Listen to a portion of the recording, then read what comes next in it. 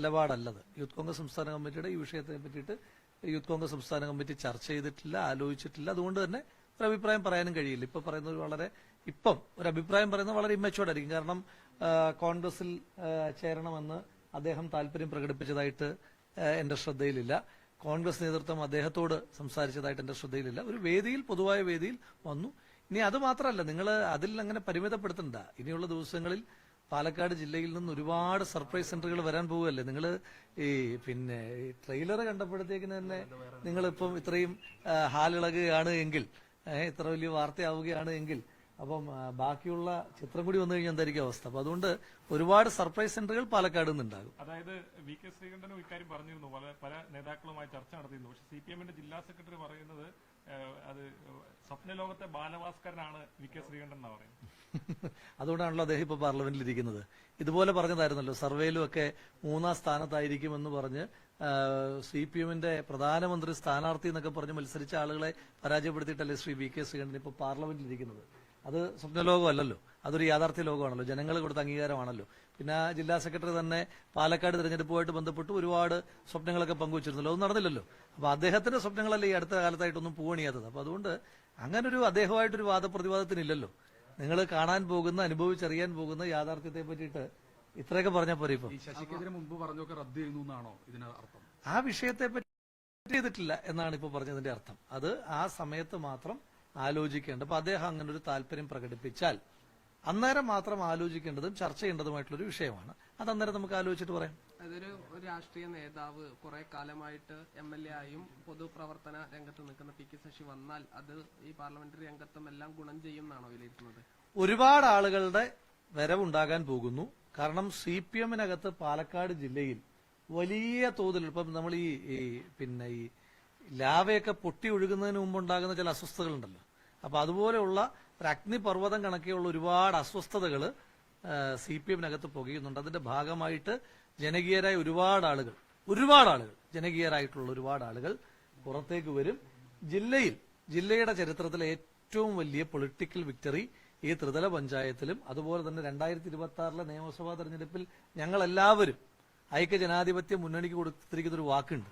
പാലക്കാടിന്റെ ചരിത്രത്തിലെ ഏറ്റവും വലിയ നമ്പർ സീറ്റുകളുമായിട്ട് ഞങ്ങൾ തിരുവനന്തപുരത്തേക്ക് എത്തുമെന്ന് പറയുന്ന പാലക്കാട് ജില്ലയുടേത് ജില്ലാ കോൺഗ്രസ് കമ്മിറ്റി പ്രസിഡന്റും ജില്ലയിൽ നിന്നുള്ള MP-യും ജില്ലയിൽ നിന്നുള്ള MLA എന്ന നിലയിൽ ഞാനടക്കമുള്ള ജില്ലയിലെ മുഴുവൻ നേതാക്കന്മാരും പ്രവർത്തകരും സംസ്ഥാന UDF നേതൃത്വത്തിന് കൊടുത്തിരിക്കുന്ന വാക്കാണ്.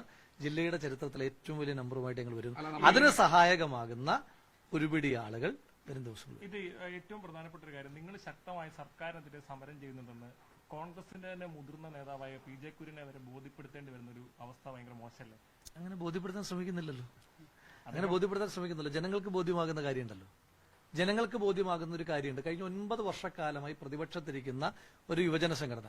ആ യുവജന സംഘടനയുടെ ഇപ്പം ഞാൻ യൂത്ത് കോൺഗ്രസിന്റെ സംസ്ഥാന അധ്യക്ഷനാണ്.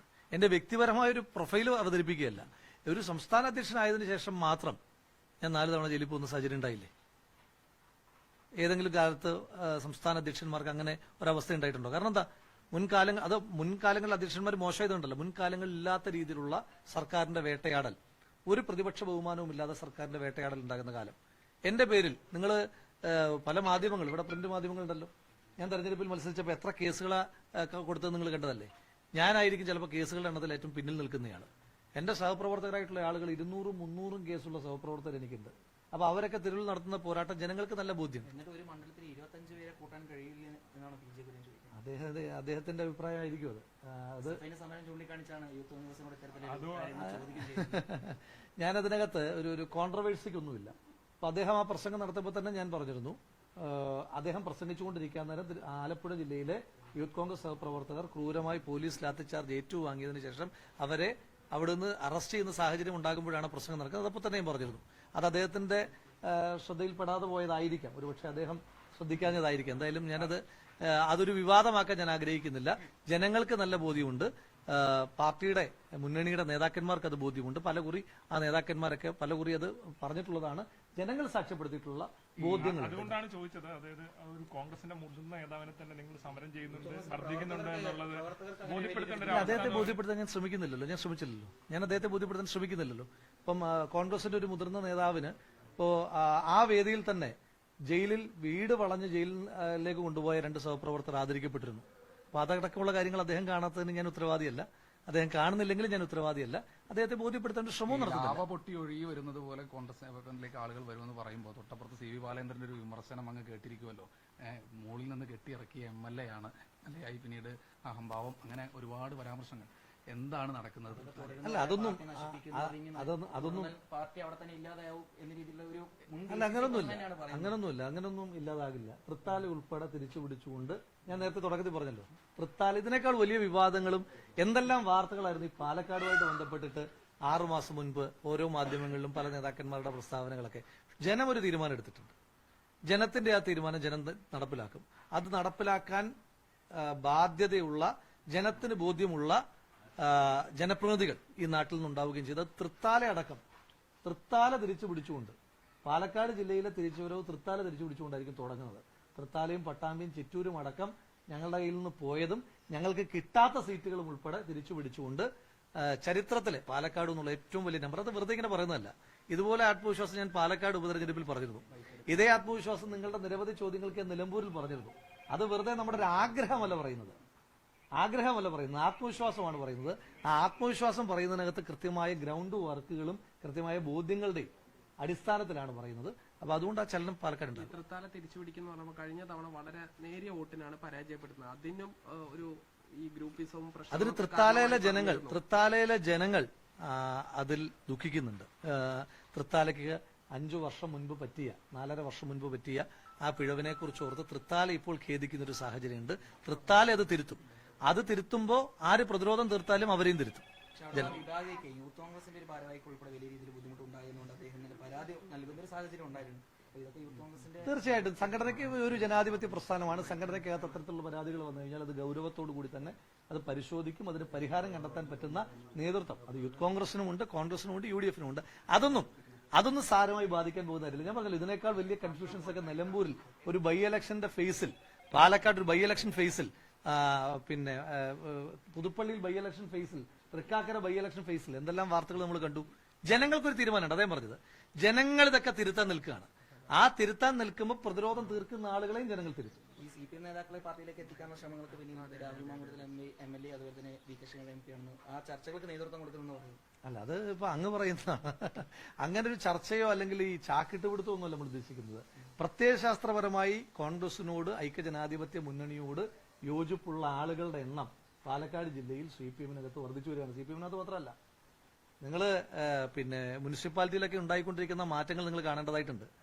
ഈ പാലക്കാട് ജില്ലയിലെ BJP-ക്ക് ഉണ്ടാകുന്ന ഓരോ ദിവസവും ഉണ്ടാകുന്ന ശോഷണം നിങ്ങൾ തിരിച്ചറിയേണ്ടതായിട്ടുണ്ട്. പാലക്കാട് ജില്ലയിൽ കോൺഗ്രസ് പ്രത്യയശാസ്ത്രത്തോട് കൂടുതൽ BJP രാഷ്ട്രീയത്തെ ഉപേക്ഷിച്ചിട്ടും CPM-ന്റെ രാഷ്ട്രീയത്തെ ഉപേക്ഷിച്ചിട്ടും ആളുകൾ കടന്നു. ഒരു തർക്കവും വേണ്ട.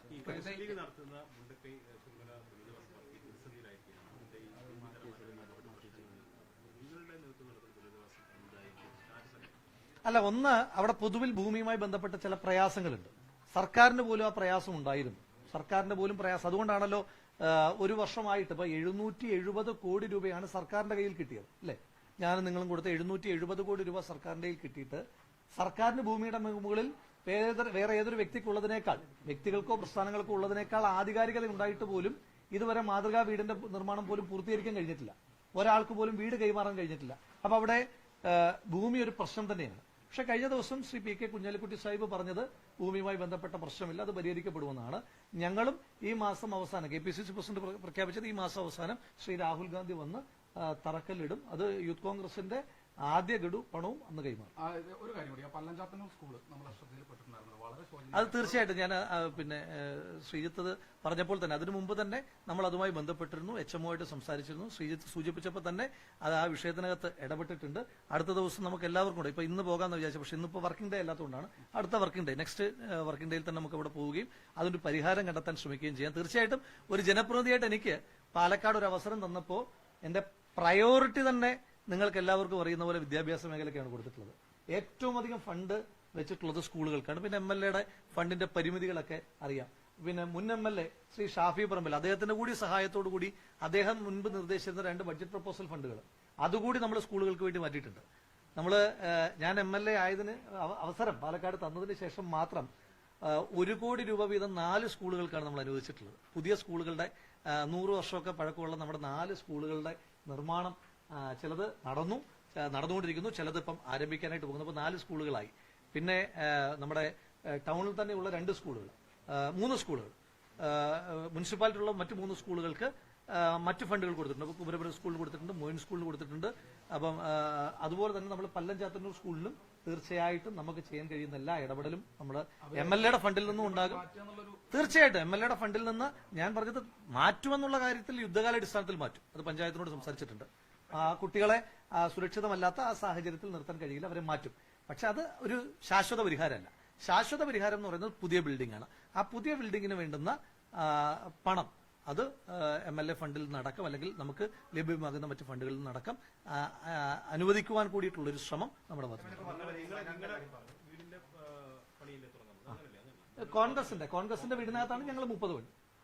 കോൺഗ്രസ് പണിയുന്ന വീടുകൾക്കകത്താണ് ഞങ്ങളുടെ കോൺട്രിബ്യൂഷൻ 30 വീടുകളാണ്. ആ 30 വീടുകൾ ഞങ്ങൾ നിർമ്മിക്കും. 100 വീടുകൾ പ്രഖ്യാപിച്ചിട്ടുള്ളതാണല്ലോ. ആ 30 വീടുകൾ യൂത്ത് കോൺഗ്രസ് നിർമ്മിക്കും. അത് ശ്രീ രാഹുൽ ഗാന്ധി KPCC പ്രസിഡന്റ് അത് അദ്ദേഹത്തിന്റെ പത്രസമ്മേളനത്തിൽ പ്രഖ്യാപിച്ചതാണ്. ശ്രീ രാഹുൽ ഗാന്ധി മാസാവസാനത്തോടു കൂടിയിട്ട് അദ്ദേഹം എത്തുമെന്നാണ് അറിയിച്ചിട്ടുള്ളത്.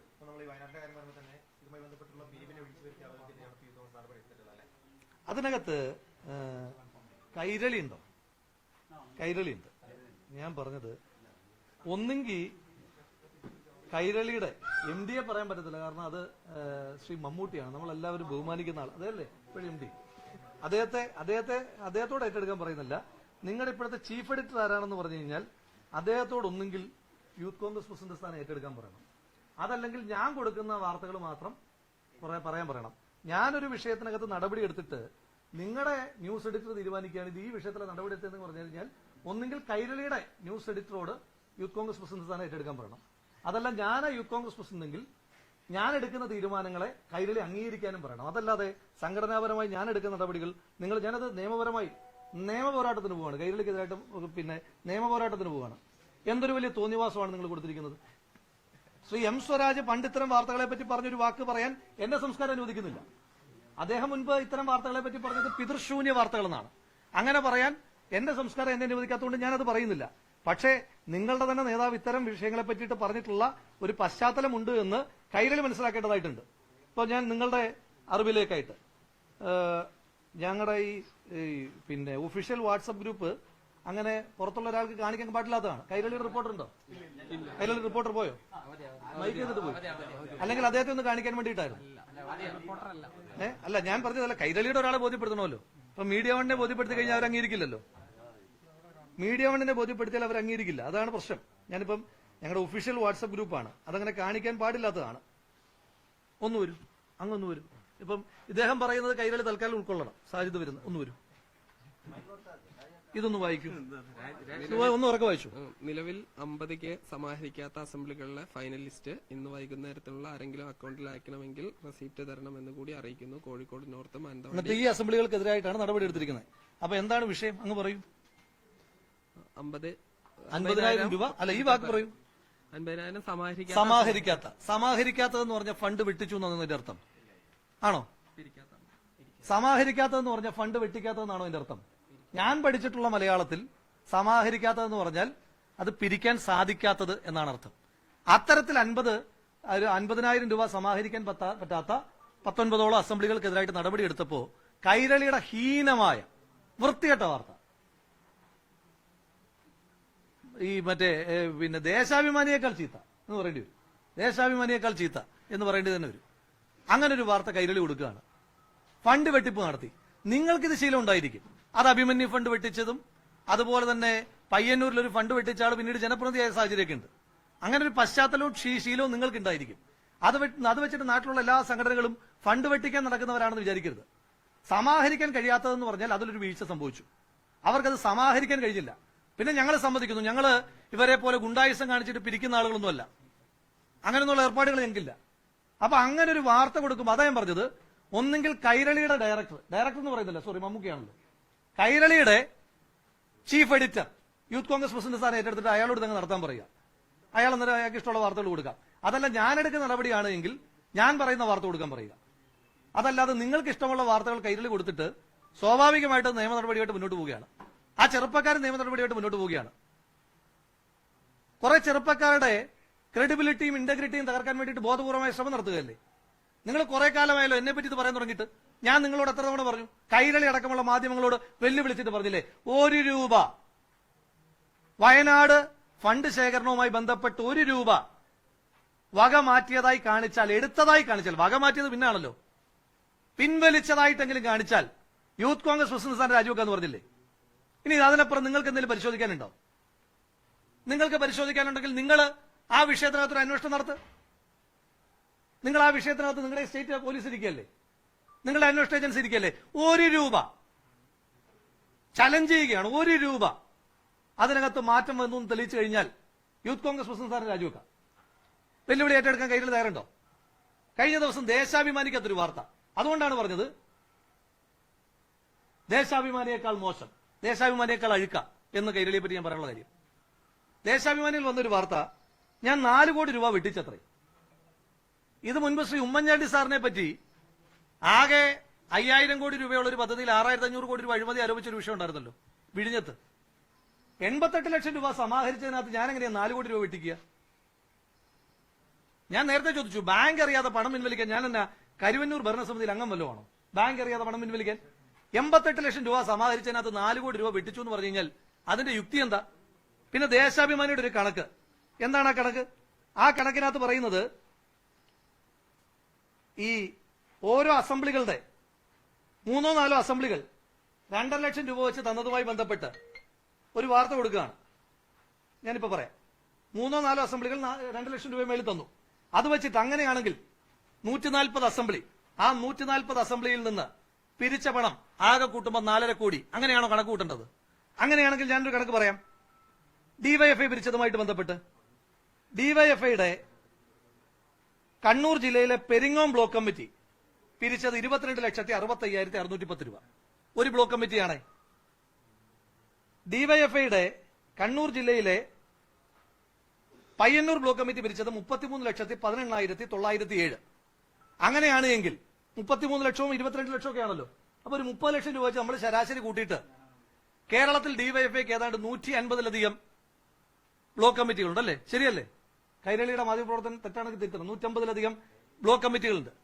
ആ 150-ലധികം ബ്ലോക്ക് കമ്മിറ്റികൾ 30 ലക്ഷം വെച്ച് പിരിച്ചു. അങ്ങനെയാണെങ്കിൽ ബാക്കി പണം എവിടെ? 10-45 കോടി രൂപയായില്ലേ? ബാക്കി പണം എവിടെ? 20 കോടിയല്ലേ ഇവർ സർക്കാരിലേക്ക് കൊടുത്തിട്ടുള്ളൂ എന്ന് പറയുന്നതിനകത്ത് എന്തെങ്കിലും യുക്തിയുണ്ടോ? ഉണ്ടോ? എല്ലാ കമ്മിറ്റികളും ഒരുപോലെയാണോ പണം പിരിച്ചത്?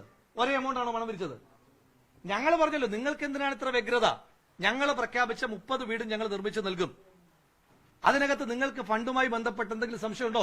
നിങ്ങളൊരു അന്വേഷണം നടത്തിക്കോളൂ. ആരെതിന് പറയുന്നു? 1-ാമത്തെ ദിവസം തൊട്ട് പറയുന്ന കാര്യമല്ലേ. എന്നിട്ട് ശ്രീ എം സ്വരാജ് അദ്ദേഹത്തിന്റെ ഭാഷയെ ഒരിക്കലും എടുക്കുന്നില്ല, എങ്കിലും അദ്ദേഹം പറഞ്ഞ വാക്കുകളെ അന്വർത്ഥമാക്കുന്ന മാധ്യമപ്രവർത്തനം ദയവ് ചെയ്ത് കൈരളിയും ദേശാഭിമാനി കൊടുക്കരുത്. യൂത്ത് കോൺഗ്രസിനൊക്കെ തമ്പനയിൽ കൊടുത്ത് കണ്ടു കഴിയുമ്പോൾ നിങ്ങളുടെ വാർത്ത കാണാൻ കുറച്ച് ആളുകൾ ഉണ്ടാകും. അതിൽ നിങ്ങൾക്ക് കുറച്ച് പൈസ കിട്ടുന്നുണ്ടാകും. ഞങ്ങൾ കാരണം നിങ്ങൾ ജീവിക്കുന്നുണ്ടെങ്കിൽ സന്തോഷം.